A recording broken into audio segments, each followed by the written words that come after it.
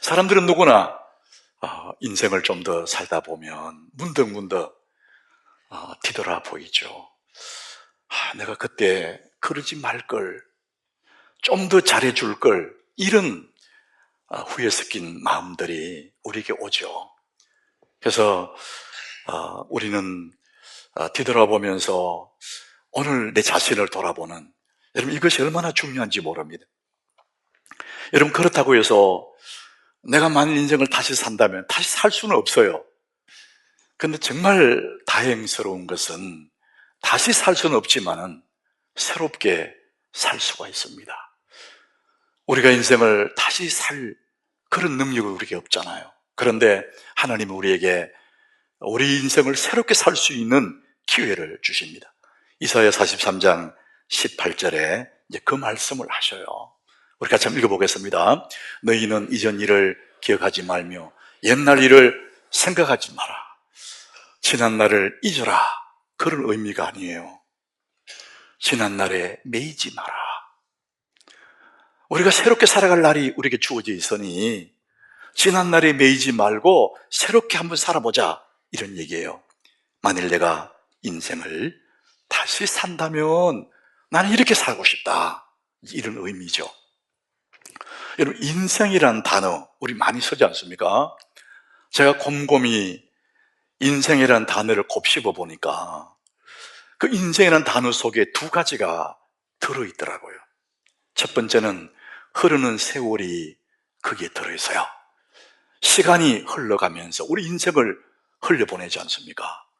시간이 거기에 들어있고, 두 번째는 그 시간 속에 메꿔 넣는, 흐르는 세월 속에 살아낸 내 삶의 내용, 그것이 거기에 들어있어요.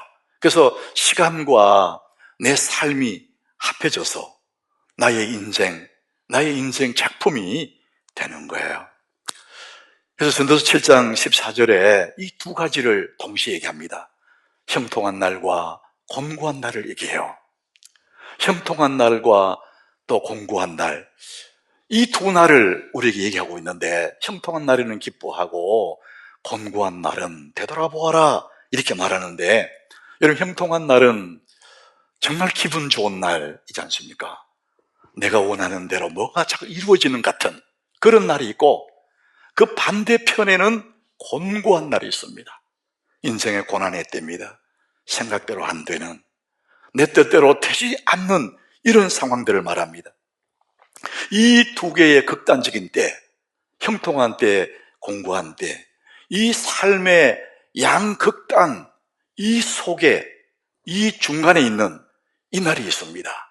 우리 인생이 이 두 날만 있는 게 아니고 더 많은 날은 평범한 날입니다.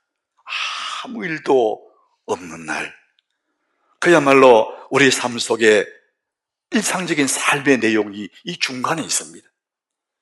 사람들의 인생 대부분은 이 평범한 날로 구성이 되어 있어요.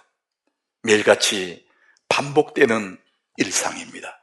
사람들은 이 날을 단조롭다 이렇게 말하지만, 우리의 삶은 특별한 날로만 되어 있는 것이 아니라 아무 일도 없는 평범한 날이 훨씬 더 많습니다. 그런데 사람들은 이렇게 평범한 날, 아무 일도 없는 날을 밋밋해하고 견디기 어려워하고 재미없어 합니다. 그래서 사람들은 하품하고 어디 재밌는 일 없냐 이러면서 쓸데없는 일에 시간을 보내는 거예요. 여러분, 오늘 저는 이 본문의 말씀이 바로 우리의 삶의 여정 속에 이렇게 아무 일도 없는 일상의 삶, 평범한 날, 밋밋한 그런 날을 어떻게 살 것인지 삶의 지혜를 이야기하고 있습니다. 오늘 7절에 보니까 이 평범한 삶을 이야기합니다. 너는 가서 기쁨으로 내 음식물을 먹고, 음식을 먹는 거, 우리 매일매일 음식 먹지 않습니까? 이 평범한 삶을 얘기해요. 즐거운 마음으로 내 포도주를 마실지어다. 먹고 마시는 이야기입니다. 제가 걱정이 되는 거는 포도주를 마실지어다 이래서 오늘 집에 가서 성경대로 포도주를 먹으려는 사람이 있을지 몰라요. 근데 이것은 그 팔레스타인의 문화입니다, 문화. 이것을 우리의 문화로 제가 다시 말하면은 밥 먹고 커피 마시고 그런 뜻이에요. 아시겠죠? 그건 뭐냐? 밥도 먹고 커피도 마시고 일상의 날이라는 거예요. 이런 날, 밥도 먹고 커피도 마시는 아무 일이 없는 그런 날을 기뻐하고 즐거워하면서 살아라, 이렇게 말합니다. 사람들은 자꾸만 이 극단의 날, 특별한 날만 자꾸 기다리는데 우리의 많은 날들은 아무 일도 없는 평범한 날로 구성되어 있습니다. 그래서 우리는 우리의 삶의 모든 순간, 특별한 날도 마찬가지지만 그 많은 밋밋한 날들도 이 삶의 모든 순간은 하나님의 선물입니다. 여러분, 이걸 믿으셔야 됩니다. 우리 한번 따라해 봅시다. 삶의 모든 순간 하나님의 선물이다. 좋은 날만 선물이 아니고 어려운 날도 선물이고요, 아무 일도 없는 날도 내 삶의 모든 순간이 하나님의 선물입니다. 내 인생은 그렇게 만들어져 간다는 거예요. 자, 오늘 8절에 보니까 또 다른 때를 얘기합니다. 내 의복을 항상 희게 하며 좋은 옷을 입어라, 명품을 입어라 말하지 않고 깨끗하게 입어라. 자기 관리를 얘기합니다. 네 머리에 향기름을 거치지 않도록 해라. 긴 머리 짧은 머리 그런 얘기하는 것이 아니라 자기를 깨끗하게 깔끔하게 잘 관리해가는 이 즐거움, 이 기쁨, 그래서 그것을 누리며 살아라. 하나님 우리에게 그 말씀을 하는 거예요. 우리는 평범한 일상 속에서 기쁨을 누리고 음식을 먹고 커피를 마시고 밋밋한 것 같지만 아무 일도 없는 그런 순간들이 하나님 주신 선물인 줄 알고 기뻐하며 살 것을 말씀합니다. 우리 예수님도 무엇을 먹을까, 무엇을 마실까 염려하지 마라. 우리 인생이 그런 거거든요. 먹고 마시는 거거든요. 그 염려하지 마라, 이렇게 말씀합니다. 우리의 삶의 일상의 삶 속에 기쁨을 누리고 내 삶이 축제같이 기뻐하며 살아라, 이 말씀을 오늘 본문에서 하고 있습니다. 자, 여기서 한 걸음 더 나갑니다. 넥스트 레벨로 갑니다. 우리 계속 넥스트 레벨로 왔지 않습니까? 다음 레벨이 뭐냐? 오늘 9절에 말합니다. 9절. 이 9절에는 가정을 얘기합니다. 너의 헛된 평생의 모든 날, 곧 하나님이 헤아려서 네게 주신 모든 헛된 날에, 여러분 여기서 헛되다는 것은 그야말로 쓸모없는 날, 그런 얘기가 아닙니다. 이 원어 히브리어에서는 안개, 입김, 이런 뜻이에요. 우리 인생이 가치 없다, 그런 뜻이 아니고 너의 인생이 길지 않다, 너의 인생이 영원하지 않기 때문에 너는 어떻게 살아야 되느냐? 네가 사랑하는 아내와 함께 즐겁게 살지어다. 우리 한번 따라합시다. 네가 사랑하는 아내와 즐겁게 살지어다. 여러분, 이게 너무 중요한 말씀을 하는 거예요. 사랑하는 아내와 함께 즐겁게 살지어다. 뒤에 보면은 사랑하는 남편과 함께 즐겁게 살지어다. 여러분, 가정이라는 걸 얘기하는 겁니다. 여러분, 우리는 모두가 가정에 속해 있습니다. 결혼한 사람만 가정이 아니고 결혼하지 않는 사람도 한 가정의 자녀로 속해 있습니다. 우리의 행복은 가정이라는 울타리 안에 있다는 거예요. 가정 밖에는 행복이 없습니다. 자극적인 것만 있을 뿐이에요. 이 가정에서 행복을 못 누리는 사람은 자꾸만 다른 곳에서 행복을 누리려 하는데 그게 행복이 아닙니다. 아주 매운 음식같이 자극은 주지만은 그것이 치명적입니다. 하나님은 네 아내와 함께 즐겁게 살지어다, 이렇게 말씀합니다. 우리는 이 가정이라는 것이 주어져 있지만은 이것은 가정은 내 가지고 있잖아요. 그런데 여러분, 진정한 복은 소유가 아니고 누리는 것입니다. 가정에 심어놓은 하나님의 행복을 누리는 것이 진짜 복이라는 거예요. 얼마나 많은 사람들이 가정에서 행복을 못 누리는 사람이 너무 많습니다. 이 시대의 가정들이 흔들리는 거예요. 이게 이제 우리가 오늘 하나님 우리에게 주시는 말씀입니다. 너는 아내와 함께 가정에서 즐겁게 살지어다, 이렇게 말합니다. 사랑하는 여러분, 우리 인생이 길지 않기 때문에 헛된 평생의 모든 날, 입김 같은 안개 같은 인생이기에 더욱더 중요한 일에 집중해라, 이렇게 말합니다. 여러분, 중요한 일이 뭡니까? 아내와 함께 즐겁게 살아라, 이 말씀을 합니다. 이것이 수고하거든 내 몫이다. 오늘 본문에 그렇게 기록되어 있지만은 개역 한글 성경에서는 분복이니라, 이것이 너희의 분복이다, 이렇게 말합니다. 이 복이 어디 있느냐? 가정이라는 울타리 속에 있다는 것이죠. 여러분, 성도에게, 예수 믿는 우리들에게 정말 중요한 두 곳이 있습니다. 첫 번째는 교회고 두 번째는 가정입니다. 하나님이 직접 만든 기관은 이 세상에 두 개밖에 없습니다. 교회와 가정입니다. 나머지 기관들은 다 사람이 만들었습니다. 이 교회와 가정은 너무나 중요합니다. 창세기 2장 24절에 보면 이 가정을 얘기하는데, 남자와 여자가 만나서 가정을 이루는 거예요. 이게 창조의 원리입니다. 한 남자와 한 여자가 만나서 가정을 이루고 그게 자녀들이 나오고, 하나님이 가정을 통해서 하나님 나라를 설계해 놓으신 거예요. 그래서 한 남자와 한 여자가 가정을 이루는데, 요즘 시대가 이상해가지고 한 남자와 한 여자로 가정을 만들도록 해야 되는데, 동성끼리, 남자끼리 여자끼리도 결혼하고 가정을 이룰 수 있다, 이런 법을 만들려고 그래요. 이거 참 어리석은 사람들입니다. 사람들이 너무 어리석은 겁니다. 그러면 가정이 거기서 끝나는 거예요. 한 남자와 한 여자입니다. 여러분, 사람은 가정을 통해서 이 세상에 와요. 우리 모두가, 우리 엄마 아버지가 어떤 분인지를 모르지만 그분들을 통해서, 그 가정을 통해 내가 이 세상에 왔어요. 그리고 그 가정에서 자라고, 그 가정에서 어른이 되고, 그 가정에서 행복을 누리면서 지금까지 살아왔거든요. 다른 말로 하면 가정이 없으면 내가 없는 거예요. 가정이 그만큼 소중하다는 것입니다. 그래서 우리가 넥스트 레벨, 우리가 나가야 할 것이 뭐냐? 가정입니다. 가정이 그렇게 중요합니다. 우리나라 현대소설 중에 운수 좋은 날, 현진건이 쓴 소설이 있지 않습니까? 단편 소설인데 거기 김첨지라는 사람이 나옵니다. 이 사람은 인력거를 끄는 사람이에요. 어느 날 비가 부슬부슬 오는 날, 그날도 일을 하러 가기 위해서 옷을 주워 입는데, 병든 아내가 남편을 바라보면서 얘기해요. 여보, 오늘은 내 곁에 있어줘요. 비도 오는데. 남편은 그 말을 쓸데없는 소리라고 치부하고 일하러 밖에 나갔습니다. 그날 비가 내려서 그런지는 몰라도 소설의 제목같이 정말 운수가 좋은 날이었어요. 손님도 많고 돈을 잘 벌게 됐습니다. 다른 것보다 훨씬 돈을 많이 벌었습니다.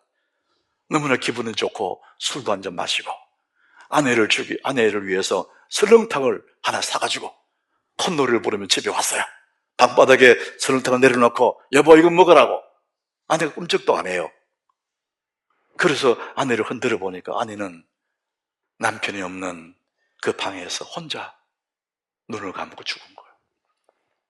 이게 그 소설의 마지막입니다. 돈은 벌었는데 그 돈을 줄 사람은 가고 없어요.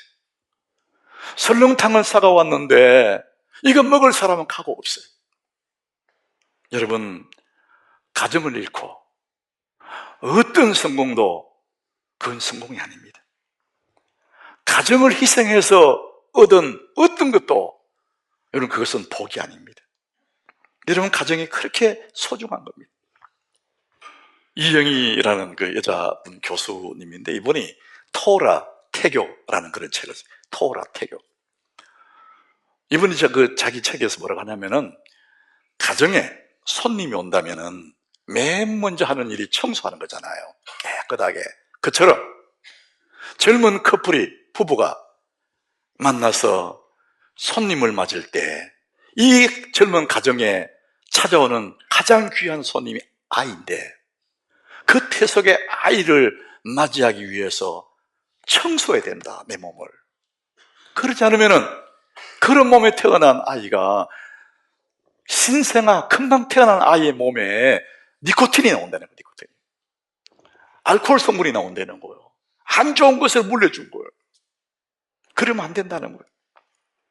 그래서 결혼 전에 후대를 위해서라도 정리하고 끊을 거 끊고 버릴 거 버리고 그래야 된다는 거예요.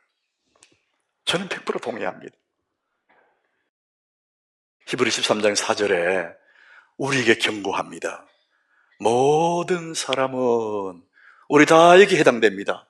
결혼했거나 안 했거나 모든 사람은 결혼을 귀히 여기고 가정을 귀히, 침소를 더럽히지 않게 하라.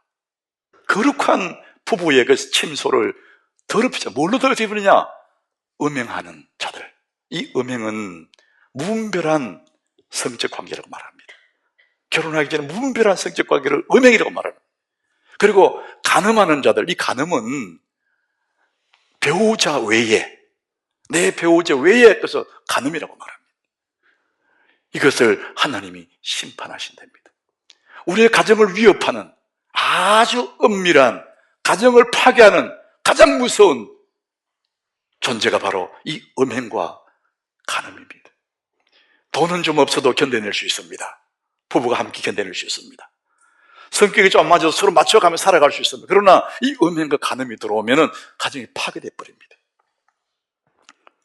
여러분이 성적인 욕망, 이 성욕은 가정이라는 울타리 안에서 너무 아름다운 주님이 주신 복이에요.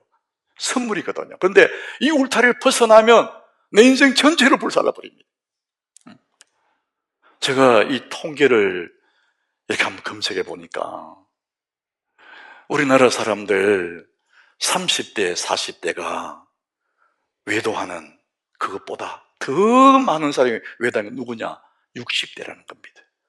정신 차리시기 바랍니다. 나이 들면 괜찮을 것 같은데 그게 아니라는 겁니다. 오래 함께했던 아내에 대해서 매력을 못 느끼는 겁니다. 남편에 대해서 권태를 느끼는 겁니다. 그러니까 이 가정의 울타리 속에서 하나님의 복을 심어놨는 이걸 못 누리고 바깥에 자극적인 거, 여러분 그건 복이 아닙니다.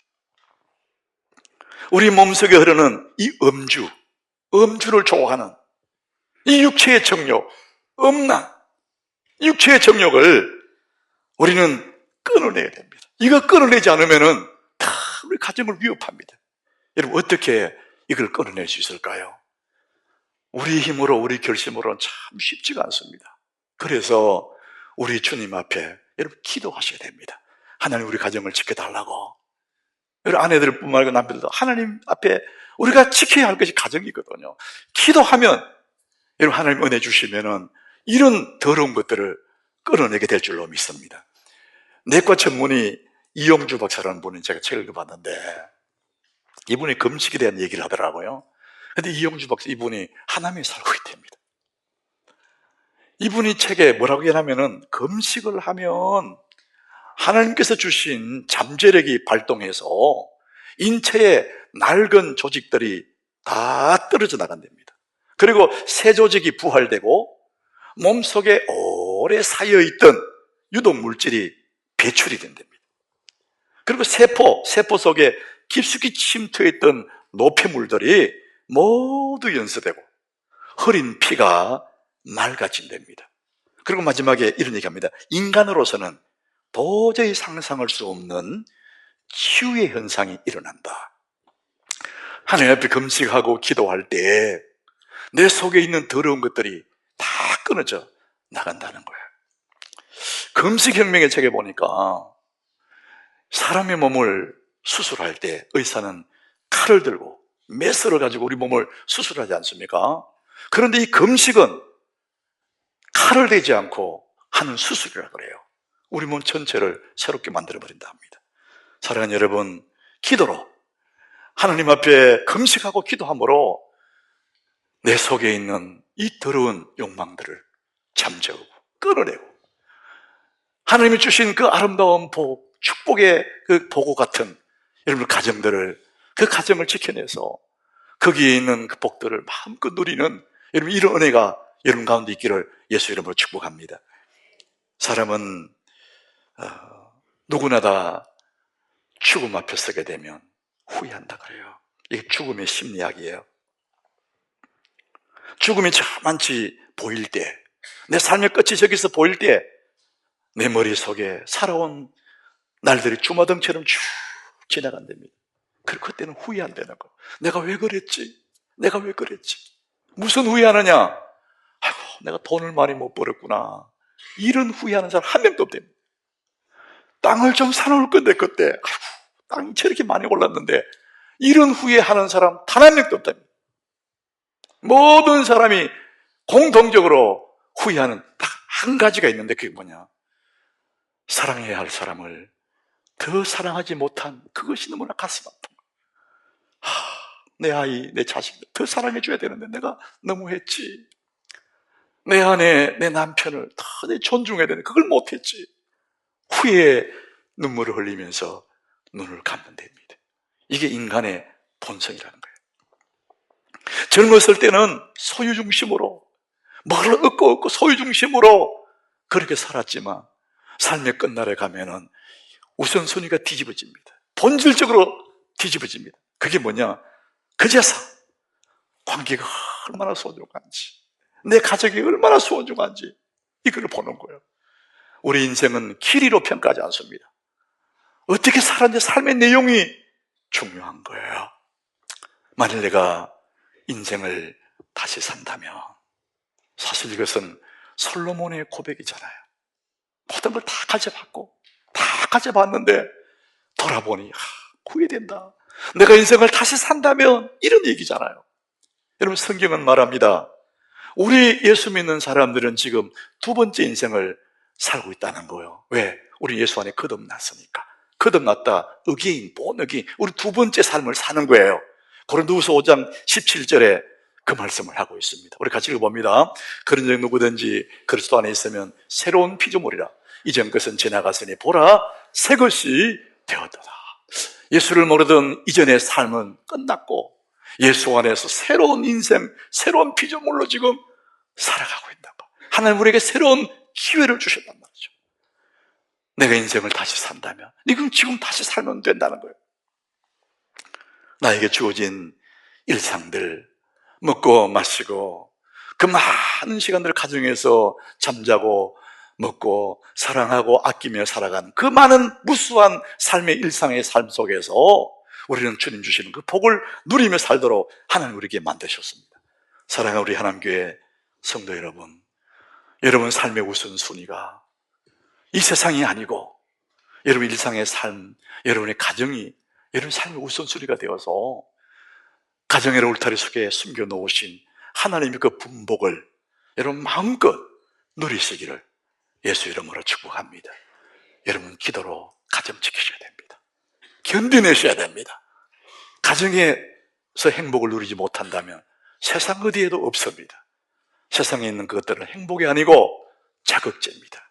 훗날에 뜨거운 눈물을 흘리며 후회하게 될 거예요. 우리에게 주시는 분복, 가정입니다. 일상의 삶이 축복입니다. 이 복을 누리시기를 다시 한번 예수 이름으로 축복합니다.